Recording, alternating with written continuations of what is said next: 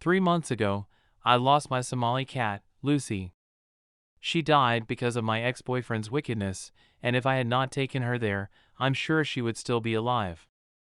Before Lucy passed away, I was having accommodation issues. My mom and I didn't really get along, so she kicked me out of the house, and I had to move in temporarily with my ex-boyfriend. Since Lucy was originally my cat and she had been with me since I was 12 years old, I couldn't leave her at my mom's, so I had to take her with me to my ex-boyfriend's apartment. My ex-boyfriend was never a pet person, but he was willing to let Lucy and I stay with him until I got my own place, or so he claimed. Barely 3 weeks after I moved into my ex-boyfriend's apartment, his attitude toward me began to change, and he complained about literally everything. He complained about Lucy almost every day, and he kept nagging me to get my own place. It even got so bad that he threatened to throw Lucy out if I didn't do something about her, and this caused so many fights between us.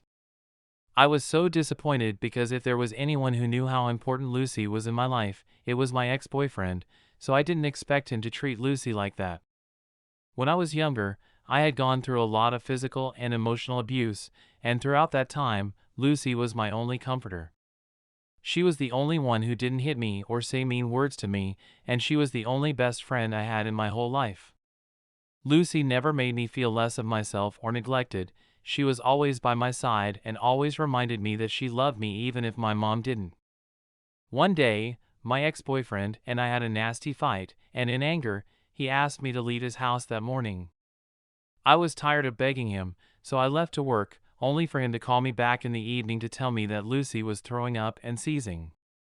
He said he had let her out of the house in anger, but when she returned inside, she looked weak and just kept vomiting. Before I could close at work and get back to his place, Lucy had passed away, and we found out that she had eaten something poisonous. When I held her weak, dead body, it felt like my whole world crumbled.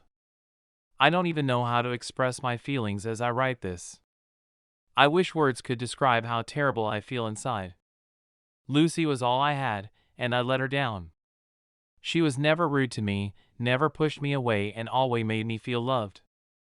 I have been crying nonstop for the last 3 months, and the pain keeps getting worse every passing day.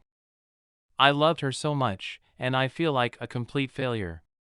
I've failed at everything and couldn't even protect the only one who stood by me in difficult times.